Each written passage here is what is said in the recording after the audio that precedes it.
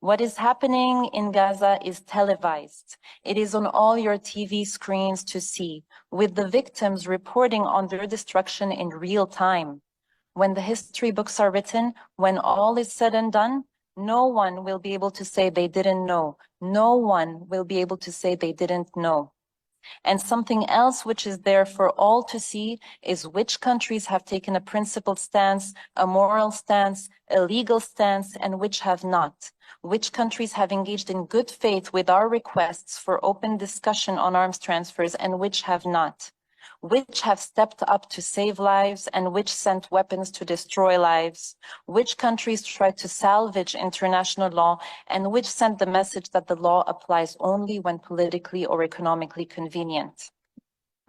And what the whole world is witnessing is that leadership is coming primarily from the global south, not from those who have refused to condemn Israel, who continue to describe Israel's actions as self-defense, who continue to provide diplomatic, political, or military support, those who are more offended by people calling out and trying to stop genocide than by genocide itself, who failed once again during this never again moment in history.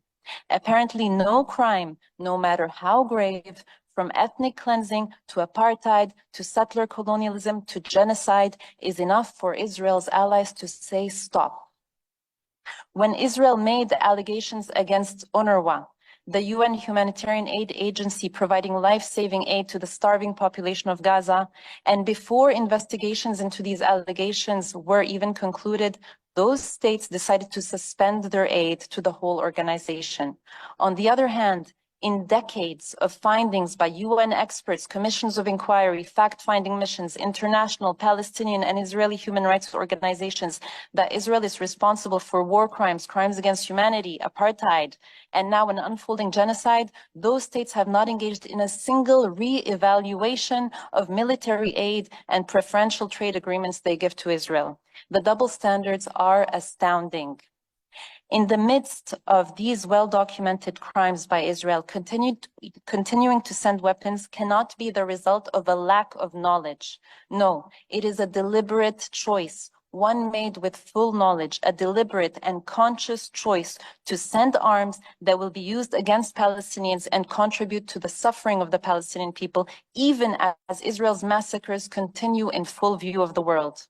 According to Amnesty International, states providing to Israel are, quote, violating their responsibility to prevent genocide and contributing to war crimes and crimes against humanity, unquote. So we need to ask ourselves why.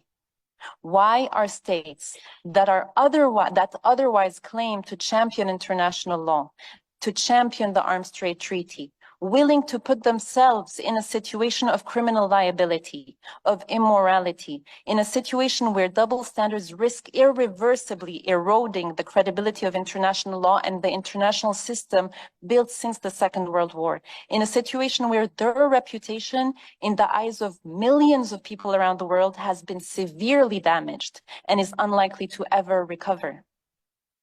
Indeed, demonstrations around the world make it very clear, while a small number of powerful states stand with Israel as it pummels Gaza, the overwhelming majority of states and world public opinion stand firmly with Palestine, with the law, with peace. So we ask again to those states who insist on sending arms, for what purpose, to what end? Is the answer apathy, indifference, a head in the sand continuation of business as usual? Is it profits, the desire to sell your weapons and make defense profits no matter the cost, legal, moral, or reputational? Is it political considerations, or is it ideology emanating from a racist logic whereby different values are placed on different lives? People of the global south or of a certain color or nationality are seen as more disposable, less deserving of life, less worthy of empathy, outrage, and respect for the law. There is no diplomatic way of calling out racism, and it is time to call a spade a spade. To those states who have been and are still sending weapons despite the unfolding genocide taking place in Gaza, despite your knowledge of the facts and of the law, this is your moment of truth. Ask yourself, will you continue your arms trade with Israel, or will you finally recognize the damage that your complicity is doing, not only to countless innocent Palestinian civilians, but also to yourselves, to the credibility of the law, to international peace and security, and finally change course and act responsibly? We are here to say that it is not too late to save Palestine, nor is it too late to save yourselves from continued complicity. To conclude, it is not only a moral duty, but also a legal duty incumbent upon all states to impose a two-way arms embargo on transfers of military items to and from Israel. We are not asking you to be pro-Palestinian, simply to be pro-international law, the laws that you yourselves have elaborated, embraced, or committed to be pro-peace, pro-humanity. We do not want special treatment. We simply want you to stop giving Israel special treatment as though it were a state above the law. If instead you choose to continue sending weapons to Israel as it annihilates the Palestinian population of Gaza, then you do not get to ever pretend again that you support international law, care about human life, or have moral convictions that apply universally. I thank you. Muchas gracias. Y